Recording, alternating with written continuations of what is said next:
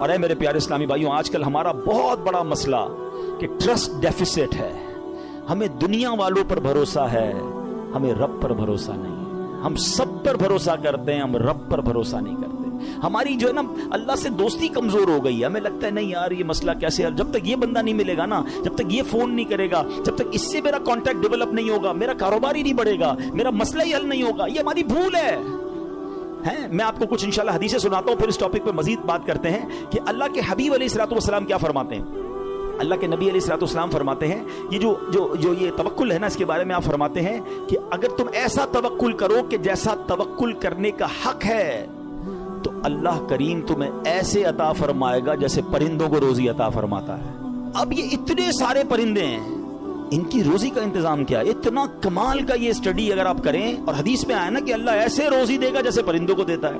कभी भी आपके घर में भी कोई परिंदा हो, आपने उसके घोंसले में देखा है कोई छोटी सी उसने कबट बनाई हुई हो और 2-4 दिन का चारा जमा किया हो, है किसी परिंदे के पास देखा है?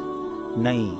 इसका मतलब ये हुआ कि 800 अरब परिंदे अप्रोक्सीमेटली डेली सुबह घर से निकलते हैं, अपने दरख्तों से उड़ते हैं, और जब शाम वापस आते हैं इन सबको अल्लाह पाक रोजी दे चुका होता है। तवक्कुल का लेवल देखे ना, तवक्कुल है ना, उनको कल का जमा ही नहीं करना। हमारे कबर्ड्स भरे हैं, हमारे अकाउंट्स भरे हुए, हमारी जेबों में पैसे, हमारे अनाज के डब्बे खोले किचन में तो कुछ ना कुछ निकल आएगा, मगर फिक्र ही खत्म नहीं होती। काल करो थी नो, परसों क्या होगा, 1 साल बाद क्या होगा, बच्चा बड़ा हो जाएगा तो क्या होगा, ये बूढ़ा हो जाऊंगा क्या होगा, मैं मर जाऊंगा तो क्या होगा। अरे अल्लाह के बंदे, सारे काम हमारे सोचने के हैं ही नहीं। जिस रब ने पैदा किया है मुझे, वो मुझे दे रहा है। जिसने बच्चों को पैदा किया उसको भी देगा। बच्ची पैदा नहीं होती, हमारी टेंशन शुरू हो जाती है इसकी शादी का क्या होगा। अरे भाई अभी तो पैदा हुई है, तो अभी से टेंशन लेने शुरू कर दी हमने। नहीं, अल्लाह पर भरोसा, यकीन, वो करीम है, वो मालिक है, सारी दुनिया को अता कर रहा है, मुझे भी देगा।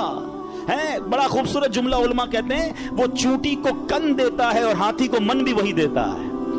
हाथी की खुराक देखिए है, वो मनो खाता है, चूंटी जर्रा खाती है, वो जर्रे चूंटी को जर्रा भी पहुंचा देता है और हाथी को मनो भी पहुंचा देता है, तो वो मुझे भी देगा, बस लेवल चाहिए। एक और बड़ी खूबसूरत हदीस पाक है, अल्लाह के नबी अलैहिस्सलाम फरमाते हैं, जिसको ये पसंद हो कि वो लोगों में सबसे ज्यादा कवि हो जाए। हम में से बहुत सारे लोग बड़े कमजोर होते हैं, डर जाते हैं, खौफजदा रहते हैं, ये उनके लिए हदीस का पार्ट बड़ा जबरदस्त है। आप फरमाते हैं, जो ये चाहता है कि सबसे ज्यादा कवि हो जाए, तो उसे चाहिए कि अल्लाह अज़्ज़ा वजल पर तवक्कुल करे, और जिसको ये पसंद हो कि वो जमाने में बाइज्जत हो जाए, उसे चाहिए तकवा इख्तियार करे, और जिसको ये बात पसंद हो कि सब लोगों से ज्यादा दौलतमंद हो जाए, तो अपने पास मौजूद शय से ज्यादा उस पर एतमाद करे जो अल्लाह ताला के दस्ते कुदरत में है। हम अपने माल पर बड़ा भरोसा कर रहे होते हैं, यार भाई देखो पैसे जमा कर लो, मुसीबत में काम आएंगे। हाँ, कोई बीमार हो गया ना तो अच्छा डॉक्टर कर सकोगे, मक्के मदीने जाना है ना तो हज के लिए पैसे चाहिएंगे। ये भूल है हमारी।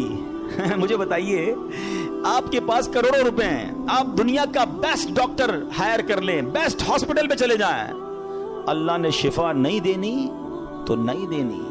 हाँ, मुझे कोविड का जमाना याद आ गया। पैसे कम थे लोगों के पास, मिन्नतें कर रहे थे कि हॉस्पिटल में कमरा मिल जाए, बेस्ट कमरा ले लिया, सिलेंडर ले लिया, बड़ी सोर्सें लगती थी। मुझे याद है अच्छी तरह, मुझे दुबई से कॉल आई थी, बहुत अच्छे हमारे दोस्त हैं, अल्लाह ने उनको बहुत नवाजा है, बहुत नवाजा, और मतलब वो बंदा ऐसा कि पूरा हॉस्पिटल खरीद सकता है। उसने मुझे फोन किया कि अब्दुल हबीब भाई, मेरे चचा जो हैं कोविड हो गया उनको, उसको बड़ा खौफ था कराची में, पूरा कराची लॉकडाउन में था। कह रहा यार कुछ कर दें, जितने पैसे खर्च होते हैं बताएं, उनको कोई कमरा, उनको कोई हॉस्पिटल में जगह नहीं मिल रही है, सिलेंडर नहीं मिल रहा, कुछ करें। यानी वो करोड़, 2 करोड़, 5 करोड़ भी खर्च कर देते। कुछ नहीं हुआ, और 2 से 3 दिन बाद उनका विसाल हो गया। किधर गए पैसे, किधर गई सोर्स है? याद रखिएगा। और आपने भी देखा है, मैंने भी देखा है, बंदे के पास कुछ नहीं है, डॉक्टर कहते नहीं बचेगा। मैं कल एक मरीज से मिल के आया हूं, कभी कहेंगे तो आपको इंशाल्लाह यहां लाके उनसे बात करवाऊंगा। मुझे कहते हैं, मेरी रिपोर्ट मैंने डॉक्टर को दिखाई कि 3 महीने है तुम्हारे पास, 3 महीने। कल रात मेरी मुलाकात हुई, कह रहे इस बात को 4 साल हो गए हैं। मैं उन्होंने अपने रूहानी इलाज कुछ किया, वजाइफ पढ़े, मुझे बताया सारा, उन्होंने पूरा सिस्टम बताया। मेरा रब चाहे ना, उन्होंने कहा उसके बाद मैंने कोई बायोप्सी नहीं करेगी, लिवर कैंसर। कह रहे तुम्हें ट्रांसप्लांट करा लो वरना 3 महीने। कहते ना मैंने बायोप्सी कराई, ना मैंने कीमो कराई, मुझे कुछ वजाइफ मिले, मैंने वो वजाइफ किए। अल्लाह ने मुझे, आपके सामने बैठा मेरी महफिल में मेरा बयान सुन रहे थे, जिसे अल्लाह रखे उसे कौन चखे। तो ये तवक्कुल है ना, ये जो असबाब पर पागल हुए हैं ना हम लोग। अच्छा, लोग कहते हैं पैसे होंगे ना खुश रहेंगे, ये भी बेवकूफी है। میں اس مسجد میں آیا ہوں, یہ بہت سارے امیر بیٹھے ہیں, کروڑ پتی بھی نظر آ رہے ہیں, شاید ارب پتی بھی ہوں گے. یہ بھی بھول ہے, یہ ہمارے کچھ اسلامی بھائی کو انفیریورٹی کمپلیکس ہوتا ہے, یار پیسے ہوں گے نا تو ذرا خوشی ملے گی. یہ بے وقوفی ہے آپ کی, پیسوں سے خوشی نہیں ملتی. اگر پیسوں سے خوشی ملتی ہوتی نا, دنیا میں کوئی امیر غمزدہ نہ ہوتا. میں آپ کو ایک بڑی عجیب بات کہنے جا رہا ہوں, بڑی تجربے کی بات کہنے جا رہا ہوں. دنیا میں جو ہے نا, ہر کوئی سخی نہیں ہوتا. زندگی کی گاڑی مسائل کے پہیوں پر ہی چلتی ہے. امیر کے دکھ اور ہیں, غریب کے دکھ اور ہیں. ہاں, مشہور آدمی کے دکھ, آپ کو کوئی مشہور لگتا ہے نا, اوئے ہوئے کیا فیم ہے بھائی, جدھر جاتا ہے لوگ جمع ہو, اس سے پوچھو وہ لائف کیسے گزار رہا ہے, اس کی ٹینشن اور ہیں. جس کو کوئی نہیں جانتا اس کی ٹینشن اور ہے. کاروبار کرنا چاہیے جناب, کاروبار میں بڑو مزو ہے. کاروباری کے دکھ اور ہیں, نوکری والے کے دکھ اور ہیں. تو یہ دنیا مسائل کے ساتھ ہی چلے گی. آپ کو اللہ کی رضا پر راضی رہنا ہے. آپ دوسروں کی مسکراہٹ دیکھ کر سمجھتے یہ سب سے زیادہ خوش ہے, کبھی بیٹھو اس سے اس کے دکھ پوچھو, پریشان ہو جاؤ گے. ہمارا تو کام ہی یہی ہے نا. آپ یقین کریں, کبھی کبھی کسی کے گھر جاتے ہیں نا, بڑا بنگلہ, وہ بڑا 15 کروڑ کی گاڑیاں کھڑی ہیں, باہر گارڈ کھڑے ہیں. بندہ بولے بھائی کمال عیش کی زندگی ہے, ڈرائنگ روم میں لے جا کے بولتا حاجی صاحب آپ سے ایک کام ہے, اور کان میں آ کے جب اپنا مسئلہ بتاتا ہے نا, بندہ بولے یار اس سے زیادہ تو میں سخی ہوں یار, اتنی بڑی ٹینشن میں بیچارہ. تو یہ نہ سمجھیں, یہ تو قرآن کا اعلان ہے. ہمیں ٹیسٹ دیا جائے گا, ہمیں آزمایا جائے گا. Be ready for that test. کیا کہتا ہے قرآن؟ وَلَنَبْلُوَنَّكُمْ بِشَيْءٍ مِّنَ الْخَوْفِ وَالْجُوعِ وَنَقْصٍ مِّنَ الْأَمْوَالِ. کمال دیکھیں, رب نے یہ فرمایا ہم تمہیں عنقریب آزمائیں گے. اچھا, یہ نہیں کہا کہ آزمائیں گے کسی بھی چیز سے, لسٹ بھی دے دی ہے, کوسچن پیپر ڈکلیئر ہے. وَلَنَبْلُوَنَّكُمْ بِشَيْءٍ مِّنَ الْخَوْفِ, تمہیں خوف آئے گا. کبھی دشمن کا خوف آتا ہے, کبھی بدنامی کا خوف آتا ہے, کبھی لگتا ہے یار یہ چیز خراب ہو جائے گی. والجوعی, تمہیں بھوک لگے گی, تمہارے پیسے کم ہو جائیں گے, غربت آ جائے گی. پھر کیا فرمایا؟ نقص من الاموال, تمہارے مال کم ہو جائیں گے, شپمنٹ خراب ہو جائے گی, کوئی مال لوگے وہ مال بیکار ہو جائے گا, آپ کا آرڈر خراب ہو جائے گا. ہوتا ہے کاروبار میں. پھر کیا فرمایا؟ الانفس والثمرات, تمہاری باڈی میں پرابلم آئے گی, چلتے چلتے بیماری آ جاتی ہے. بندہ کہتا ہے یار کچھ سب چیزیں سیٹ تھی, یہ کیا ہو گیا, یہ کیا نکلا ہے ٹیسٹ کے اندر, یہ تو ہونا تھا. پھر کیا فرمایا؟ والثمرات, تمہارے پھل خراب ہو سکتے ہیں. کیا خوبصورت قرآن نے پہلے سے بتا دیا ہے. مگر اس ٹیسٹ میں جو پاس ہوگا, کیا فرمایا؟ وبشر الصابرین, خوشخبری صبر والوں کے لیے. Be ready for that test. اور اس ٹیسٹ سے جب آپ گزر جاؤ گے نا, پھر کیا فرمایا؟ الذین اذا اصابتهم مصیبہ قالوا انا للہ وانا الیہ راجعون. جب ان پر کوئی مصیبت آتی ہے تو کہتے ہیں ہم اللہ ہی کا مال ہے, اللہ ہی کی طرف لوٹ جانا ہے. تو اللہ کرے کہ ہمارا یہ مائنڈ سیٹ بن جائے کہ جب ہمارے اوپر کوئی, ہمیں جیسے پتہ چلے یار لاس ہو رہا ہے, دشمن سامنے آ گیا ہے, کوئی باڈی میں پرابلم آ رہی ہے, کوئی ٹینشن آ رہی ہے, تو الارم بج جائے, میرا ٹیسٹ شروع ہو گیا ہے, میں نے وبشر الصابرین کا مجدہ لینا ہے, ان اللہ مع الصابرین کا انعام لینا ہے. میرا یہ ٹیسٹ ٹائم آ گیا ہے, اب مجھے ثابت قدم رہنا ہے, اب مجھے شکوہ نہیں کرنا ہے, اللہ کی رضا پر راضی رہنا ہے. یقین جانو جس دن آپ نے یہ ٹیسٹ پراپر پاس کر لیا, اس کے بعد ایسی خوشخبری ملنی ہے کہ آپ کی عقل حیران ہو جانی ہے. بس ہمیں اللہ پر بھروسہ رکھنا ہے, اللہ پر یقین رکھنا ہے, اور وہ رب کیسے عطا فرماتا ہے. سبحان اللہ. ایک اور ایمان افروز واقعہ سنیں, پھر میں آپ کو ایک کمال کی آیت سناؤں گا. ہوا کیا, ایک بزرگ تھے حضرت حاتم اسم, بہت بڑا نام ہے, ٹھیک ہے. ان کا توکل بہت کمال کا تھا. ایک رات اپنے رفقا سے, اپنے دوستوں سے بات کر رہے تھے, تو حج کا ذکر نکل آیا. تو ان کے دل میں بھی حرمین طیبین جانے کی تڑپ بڑھ گئی. تو گھر تشریف لائے اور اہل خانہ سے کہتے ہیں اگر مجھے اجازت دو تو میں حرمین طیبین چلا جاؤں. تو بیوی بچوں نے کہا کہ ہمارے پاس تو پیسے ہی نہیں ہیں, فاقے چل رہے ہیں, اور آپ مکہ مدینے جانے کی بات کر رہے ہیں, اور آپ چلے گئے تو ہمارا پیچھے کیا حال ہوگا. بھروسہ اللہ پر نہیں ہے, اسباب پر, چیزوں پر. تو وہ ایک چھوٹی بچی تھی, وہ کیا کہتی ہے, اگر تم لوگ اجازت دے دو تمہارا کیا جائے گا, یہ جہاں جانا چاہتے جانے دو, یہ رزق دینے والے تھوڑی ہیں. کہتے یہ رازق تھوڑی ہیں, رزق ملنے کا وسیلہ ہیں. جب گھر کے دیگر افراد نے بچی کا توکل دیکھا تو کہتے بچی ٹھیک تو کہہ رہی ہے, اللہ کے گھر ہی جا رہے ہیں, آپ چلے جائیں. حضرت کو اجازت دے دی گھر والوں نے, آپ حج پر روانہ ہو گئے. اب صبح ہوئی تو آپ کی جیسے ہی حج کی خبر پھیلی تو آپ کے پڑوسی آ گئے, کہ یہ آپ نے کیا کیا. اس بچی کو برا بھلا کہنے لگے کہ آپ کو اجازت نہیں دینی چاہیے تھی, آپ کے ابو چلے گئے, آپ کے کھانے پینے کے مسائل ہیں. اچھا پہلے ایسا تو نہیں تھا کہ 15-20 دن 40 دن کا حج تھا, کئی مہینوں کا ٹریول ہوتا تھا, جاتے تھے آتے تھے, آلموسٹ 4 to 6 month, ہو سکتا ہے سال کا سفر ہو. تو اب بچی کو یہ کہنے لگے کہ تمہیں اجازت نہیں دینی چاہیے تھی. آئے ہائے، جب اس بچی نے یہ سنا نا تو آسمان کی طرف سر اٹھایا اور کہنے لگی کہ اے میرے مالک، اب مجھے ان لوگوں کے سامنے رسوا نہ کرنا، تیرے بھروسے میں نے کہا تھا، اب تو نے رسوا نہیں کرنا۔ اچھا ہوا یہ کہ اس شہر کا جو حاکم تھا، جو سمجھ لیں بادشاہ تھا یا گورنر کہہ لیں، وہ شہر کے گشت پر نکلا اور ٹریول کرتے کرتے اسے پیاس لگی، تو اسی حضرت حاتم اصم کے گھر کے دروازے پر آ کر دروازہ بجایا جاتا ہے، کہا گورنر صاحب آئے ہیں، ذرا پانی پلا دیں، پیاس لگی ہے۔ ان کی زوجہ کہتی یا اللہ، ہم وہ لوگ ہیں جن کے اپنے کھانے پینے کے پرابلمز ہیں اور ہمارے دروازے پر شہر کا حاکم آ کر پانی مانگ رہا ہے، اے اللہ تیری قدرت۔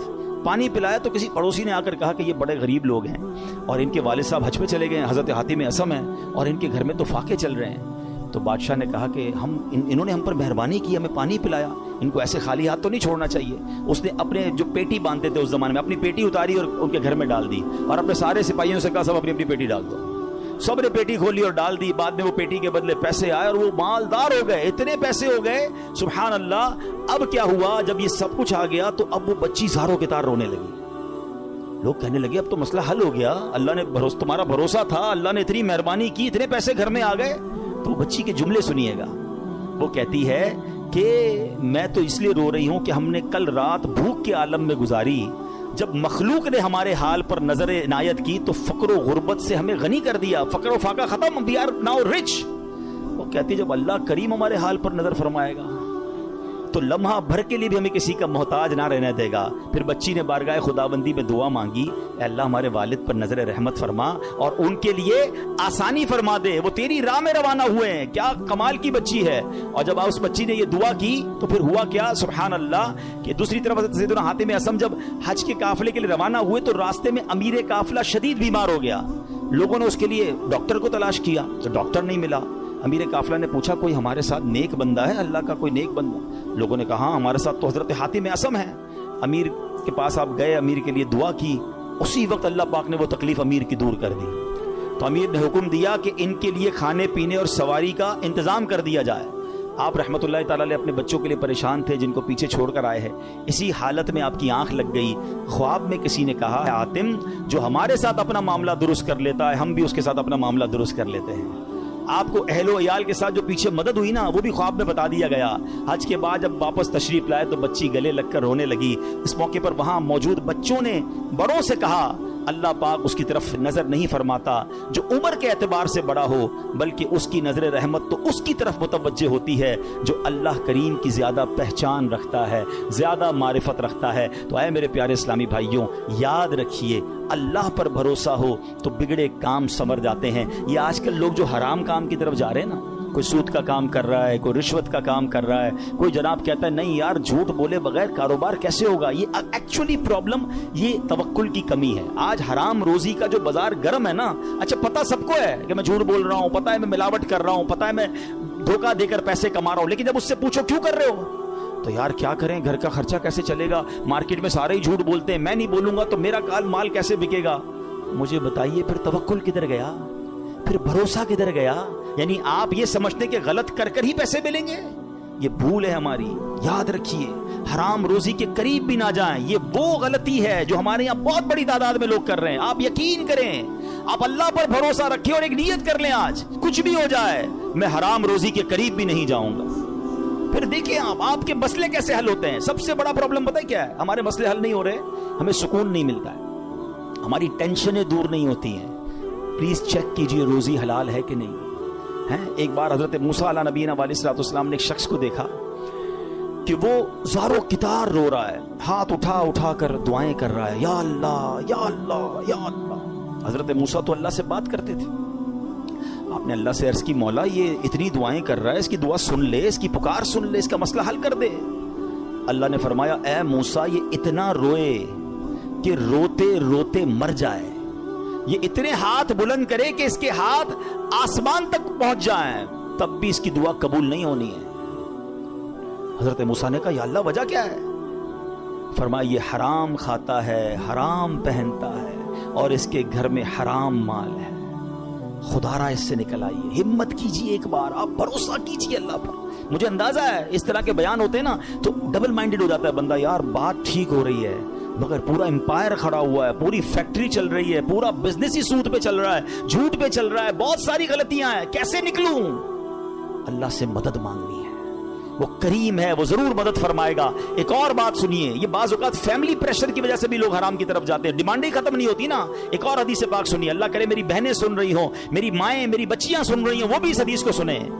پیارے آقا علیہ الصلوۃ والسلام نے ارشاد فرمایا, لوگوں پر ایک ایسا زمانہ آئے گا کہ مومن کو اپنا دین بچانے کے لیے ایک پہاڑ سے دوسرے پہاڑ اور ایک غار سے دوسرے غار کی طرف بھاگنا پڑے گا. اس وقت روزی اللہ عز و جل کی ناراضگی کے ذریعے ہی حاصل کی جائے گی, یعنی طریقہ بڑا مشکل ہو جائے گا حلال کمانے کا. پھر جب ایسا زمانہ آئے گا تو آدمی اپنے بیوی بچوں کے ہاتھوں ہلاک ہوگا. اچھا, بیوی بچے نہیں ہوں گے تو والدین کے ہاتھوں ہلاک ہوگا. اگر والدین نہ ہوئے تو رشتہ داروں اور پڑوسیوں کے ہاتھوں ہلاک ہوگا. صحابہ کرام نے عرض کی, حضور وہ کیسے, یعنی بندہ اپنے بیوی بچوں, پڑوسیوں, ماں باپ کے ہاتھوں کیسے ہلاک ہوگا؟ اب سنیے, اللہ کے حبیب علیہ الصلوۃ والسلام فرماتے ہیں, وہ اسے اس کی تنگ دستی پر عار دلائیں گے, اس کی غربت پر اسے شرم دلائیں گے, اور تو اپنے آپ کو ہلاکت میں ڈالنے والے کاموں میں مصروف کر دے گا اور انہی کے ہاتھوں ہلاک ہوگا. یہی کہتے ہیں نا گھر والے, تم نے کمایا ہی کیا, ابھی تک موٹر سائیکل پر ہو ہیں, ابھی تک جناب تم نے گھر کا فرنیچر چینج نہیں کیا, شادی ہو رہی ہے تم نے سونے کا زیور نہیں بنایا.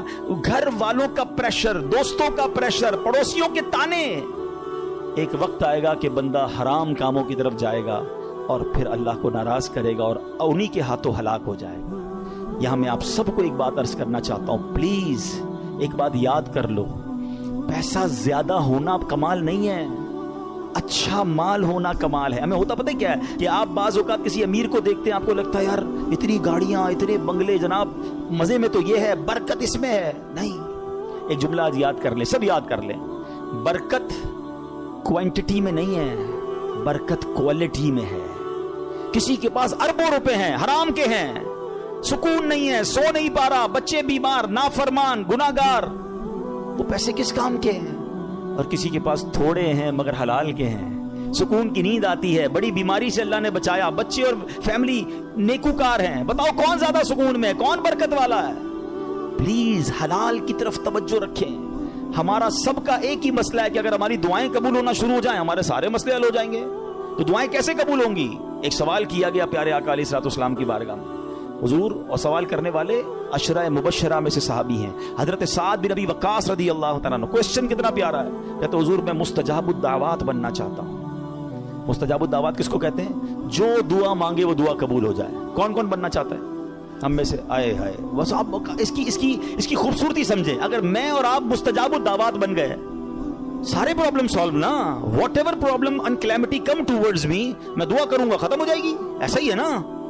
اب نبی پاک علیہ الصلوۃ والسلام نے اس بیوٹیفل کوسچن کا آنسر کوئی بہت بڑا نہیں دیا. اللہ کے نبی علیہ الصلوۃ والسلام نے ون لائنر آنسر دیا. آقا نے فرمایا, اے سعد, اپنی غذا پاکیزہ کر لو تو مستجاب الدعوات بن جاؤ گے. ہائے ہائے, واٹ اے بیوٹیفل وے. بس ہمارا نوالا پاکیزہ ہو, ہمارا رزق پاکیزہ ہو. چھوڑ دو ملٹیپلیکیشن کو, یار وہ آگے بڑھ گیا, میرا تو پھر 2000 گز کا بنگلہ کیسے بنے گا, تو V8 کدھر سے لوں گا, تو جناب اتنا ٹریول کیسے ہوگا. یہ سب چھوڑ دیں آپ ہمت رکھیں. اور میں آپ کو ایک اور جملہ آج بتا دیتا ہوں, جس شخص نے حرام کو چھوڑا ہے نا, وہ نیچے نہیں گیا ہے. دوبارہ شروع میں نے کیا کہا تھا, ایک میرا اور آپ کا کیلکولیٹر ہے, ایک رحمت کا کیلکولیٹر ہے. آپ مجھے ایک بات کا جواب دیں. میں نے کئی بار یہ واقعہ بیان کیا, چلو میں اس کو شارٹ کر دیتا ہوں. ایک مبلغ کو ایک بندہ ملا اور کہتا ہے, جناب میں آپ کا بیان سنا اور